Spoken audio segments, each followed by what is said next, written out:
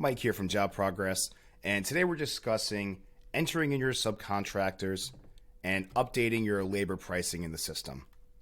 So let's go ahead and hit that down-facing arrow in the top right corner and choose Settings. On your left-hand side, we're going to access the tab that says Labor and Pricing. And from here, we can begin by adding in our subcontractor. So we're going to put in our email.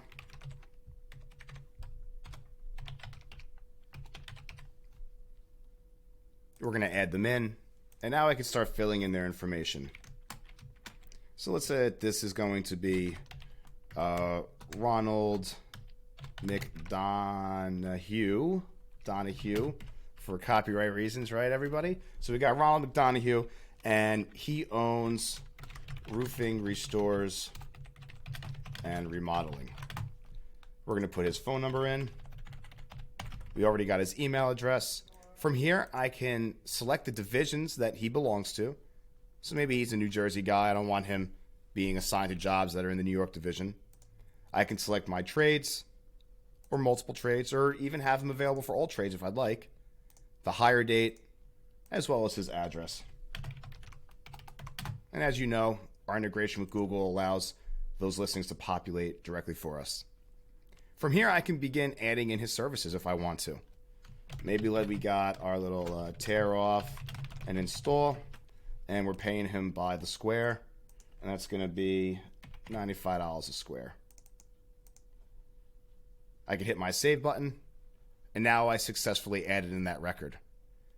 From here, I have the ability to give them a rating, and then I can even click my gear icon to the right, select Document and Files, and upload important documents. So if I've got, insurance files, workers' comp, anything that I want to upload in here, I can go ahead and do so. And then even set an expiration date. If I click my three dots, I can choose Expires On, select my date,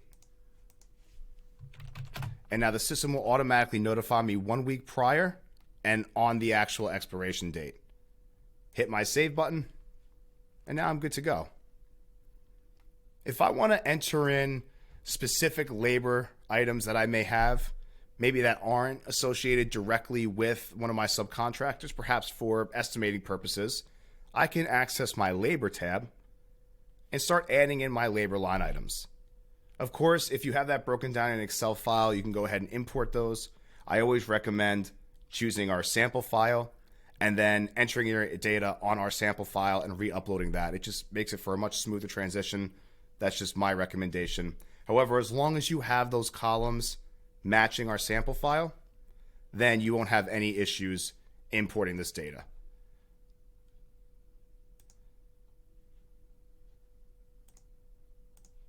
If we were manually entering in our items, we can click the Add Labor button in the top right corner. Start typing in our information. Tear off and replacement of existing roof system. Perhaps I use this line item when I'm doing my estimating, and then I use my actual subcontractor costs inside of my profit and loss analysis. This would give me the ability to do so. If I had any miscellaneous pricing, such as dumpsters or whatever it may be, honestly, we've got porta potties, we've got the portable bathrooms, you've got the permits. These are all additional costs that maybe you want to account for. If you go into your Others tab, you could do quite a few things. One of them is that you can actually create custom categories. So let's say that I add a custom category for permits. Now, if I've got different jurisdictions, different areas that I work in that have different prices for permits, or even just permits for different trades, different things that I do, I can click Add Pricing Entity, choose my drop down for permits, enter in what the amount is. So let's say that's $250 every single time. And now I can save that data. So this way, if I want to use it in an estimate, if I want to do it for job costing, I've got that information available and it's right where I need it. If you have any questions on entering in labor pricing or other miscellaneous price points, feel free to give us a call directly at 844-562-7764, extension number 2. Or send us an email, support@jobprogress.com. Thank you. Have a great day.